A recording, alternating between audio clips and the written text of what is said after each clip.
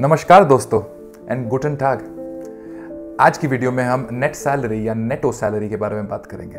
ये वो सैलरी है जो एंड में आपके बैंक अकाउंट में आती है, यानी टैक्स कटने के बाद आपके पास पैसा कितना आएगा। चलिए शुरू करते हैं। दोस्तों, इन सब चीज़ों पर हम बात कर चुके हैं और हम ये जानते हैं कि पीजी की सैलरी फर्स्ट ईयर में शुरुआत के दौर पर इंस्टीट्यूशन टू इंस्टीट्यूशन वेरी करती है, माने एम्प्लॉयर पे डिपेंड करती है। पहले साल में पीजी की सैलरी 4,760 यूरो से लेकर 5,109 यूरो प्रति महीना प्री टैक्स तक वेरी कर सकती है, और यही सैलरी आपकी प्रोफेशनल एक्सपीरियंस के अनुसार बढ़ती रहेगी। जैसे जैसे आपके पीजी के साल बढ़ेंगे वैसे वैसे आपकी पीजी की सैलरी बढ़ती रहेगी, और ये आप 5th ईयर के पीजी एक्सपीरियंस में up to 6,000 euros per month pre tax expect कर सकते हैं। अगर ये सारी चीजें आपको समझने में दिक्कत हो रही है तो घबराइए नहीं, इस वीडियो को पॉज करिए, अपनी नॉलेज रिफ्रेश करने के लिए इस वीडियो लिंक पर वापस क्लिक करिए। ये रहा लिंक, इस पे क्लिक करिए। वीडियो बनाई है मैंने, प्री टैक्स सैलरी कैसे वेरी करती है, क्या स्ट्रक्चर्स होते हैं, कौन से क्लिनिक्स और कौन से हॉस्पिटल्स में कितने कितने प्री टैक्स मनी आपको मिलेगा, उसमें डिस्कस किया है। समझिए और फिर वापस आइए इस वीडियो पे। ये वीडियो समझना आपके लिए उतना ही ज्यादा आसान हो जाएगा। चलिए आगे बढ़ते हैं। जर्मनी में tax system progressive taxation system के हिसाब से चलता है। इसे टैक्स ब्रैकेट भी कहते हैं, और इसका मतलब ये हुआ कि आपकी इनकम के हिसाब से आपका टैक्स कटेगा। माने अगर आप ज़्यादा पैसे कमाते हैं तो आपका ज़्यादा टैक्स कटेगा। अभी टैक्स ब्रैकेट चालू होता है 9,170 यूरो की लिमिट से, मतलब इसके नीचे अगर आप पर एनम कमाते हैं तो आपका टैक्स नहीं कटेगा। तो इसके ऊपर अगर आप पैसा कमाते हैं तो 14% पर एनम से आपका टैक्स कटना शुरू होगा, और ये इंक्रीज होकर अप टू 45% तक जा सकता है। ये उन लोगों पे लागू होता है जो 2,65,000 euro per year and above कमा रहे हैं। ये तो हुई टैक्स ब्रैकेट की बात, बट सिस्टम यहां से आसान होना शुरू नहीं होता, सिस्टम यहां से और कॉम्प्लिकेटेड होना शुरू होता है। तो आइए बात करते हैं टैक्स क्लास की। टैक्स क्लास को स्टॉयर क्लास भी कहा जाता है। ये आपके लाइफ इवेंट्स और आप लाइफ में किस स्टेज पर हैं उससे डिसाइड होगी कि आप कौन से क्लास में बिलोंग करते हैं, और ये क्लास भी आपके टैक्स रेट पे इफेक्ट डालेगी। तो आइए देखते हैं ये 6 टैक्स क्लासेस क्या हैं और किस बेसिस पे डिवाइडेड हैं। तो जर्मनी के स्टॉयर क्लास की बात शुरू करते हैं। क्लास 1 माने सिंगल या विडोड या सिविल पार्टनरशिप या डिवोर्स्ड लोगों के लिए बनाई गई है। क्लास 2 वो लोग जो कि इंटाइटल्ड हैं सिंगल पेरेंट अलाउंस के लिए। सिंगल पेरेंट अलाउंस क्या चीज़ है, छोटे में बताता हूँ। अगर आपके पास बच्चा है बट आप सिंगल हैं, शादीशुदा नहीं हैं, तो सिंगल पेरेंट अलाउंस के लिए आप इंटाइटल्ड होते हैं, जहाँ पर स्टेट आपको सपोर्ट करती है एक फिक्स्ड अमाउंट पर मंथ के साथ। जब आप उस चीज़ के लिए इंटाइटल्ड होते हैं तो आपकी क्लास डायरेक्टली 2 हो जाए। क्लास 3 में मैरिड लोग इंक्लूडेड होते हैं, बट जहाँ पर स्पाउस काम नहीं कर रहे या पैसे नहीं कमा रहे तो वो क्लासिफाइड होते हैं इस कैटेगरी में। या फिर वो लोग क्लासिफाइड होते हैं जिसमें दूसरा स्पाउस कैटेगरी 5 में कैटेगराइज्ड है। तीसरे लोग वो इसमें कैटेगराइज होते हैं जिनका पार्टनर अभी रिसेंटली डिसीज्ड है। क्लास 4 भी मैरिड लोगों के लिए है बट नॉट सेपरेटेड लोगों के लिए, मतलब दोनों लोग जर्मनी में रह रहे हैं और दोनों लोग जर्मनी में पैसे कमा रहे हैं।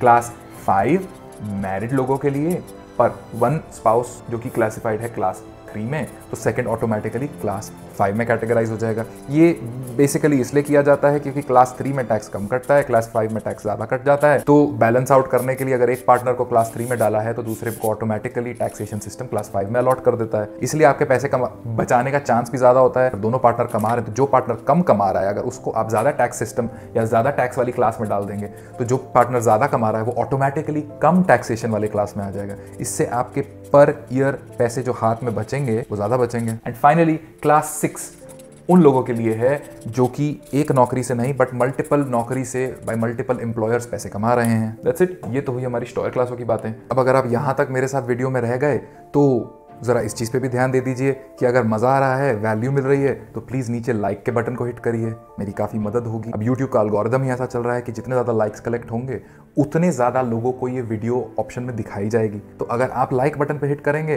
तो शायद और लोगों के पास ये वीडियो ऑप्शन में आएगी जिसको वो क्लिक करके देख सकते हैं और इंपॉर्टेंट इन्फॉर्मेशन जान सकते हैं। So please hit the like button.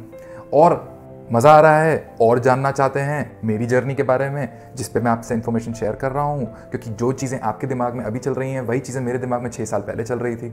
India में ही MBBS किया, इंडिया में ही जर्मन सीखी है, जर्मनी में अप्रोबेशन ली है और जर्मनी में जॉब भी ली है। तो मुझसे अच्छा कौन होगा आपको ये बताने के लिए आगे की जर्नी कैसे प्लान करें। बड़े दुख सहे हैं मैंने, काश मेरे पास भी ऐसा कोई होता इन्फॉर्मेशन शेयर करने के लिए, पर आपके पास है। सो हिट द सब्सक्राइब बटन अगर आपको इस वीडियो से वैल्यू मिल रही है, हिट द लाइक बटन ताकि बाकी लोगों के पास ये वीडियो पहुंच सके। चलिए आगे बढ़ते हैं। अब एक सवाल मन में हर एक के अभी उठ रहा होगा और वो ये है कि टैक्स कटने के बाद मेरे पास पैसे आएंगे कितने। तो देखिए, एज अ पीजी जब आप काम करेंगे तो मंथली सैलरी आपकी टैक्स डिडक्ट होकर अकाउंट में आएगी, मतलब टैक्स पहले ही ले लिया जाएगा और जो पैसे आपके पास आएंगे वो इन हैंड पैसे होंगे, जिसे नेटो सैलरी भी कहते हैं या नेट सैलरी भी कहते हैं।